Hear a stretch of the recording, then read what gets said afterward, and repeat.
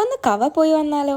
പാലക്കാട് ജില്ലയിലെ മലമ്പുഴ ഡാമിന് സമീപമുള്ള കവ പ്രകൃതിയുടെ മനോഹാരിതയും സമാധാനവും ആസ്വദിക്കാൻ അനുയോജ്യമായൊരു സ്ഥലമാണ്. പശ്ചിമഘട്ടങ്ങളുടെ കിഴക്കനറ്റത്ത് സ്ഥിതി ചെയ്യുന്ന ഈ പ്രദേശം മഴക്കാലത്ത് കറുത്ത മേഘങ്ങൾ കെട്ടിച്ചേരുന്ന ദൃശ്യങ്ങൾക്കായി പ്രശസ്തമാണ്. കവയെ മഴയുടെ ഗർഭം എന്ന് പോലും വിളിക്കുന്നു. കാരണം കേരളത്തിലേക്കുള്ള ആദ്യ മഴമേഘങ്ങൾ ഇവിടെ നിന്നാണ് രൂപപ്പെടുന്നതെന്ന് വിശ്വാസം. പശ്ചിമഘട്ടത്താൽ ചുറ്റപ്പെട്ട കവ മലമ്പുഴ ഡാമിൻ്റെ ജലാശയത്തിൻ്റെ മനോഹര ദൃശ്യങ്ങൾക്കായി പ്രശസ്തമാണ്.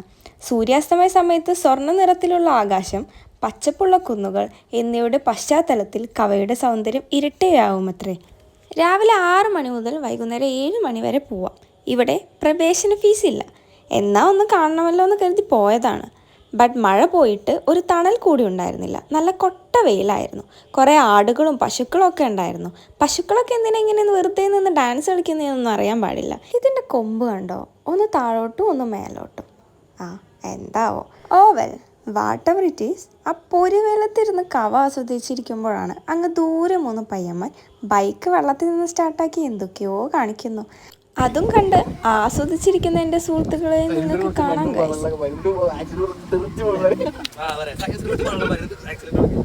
Actually it is A beautiful place. But ഞങ്ങൾ പോയ സമയം ശരിയല്ലാത്തത് കൊണ്ടാവാം നേരെ വണ്ണം എക്സ്പ്ലോർ ചെയ്യാൻ പറ്റിയില്ല.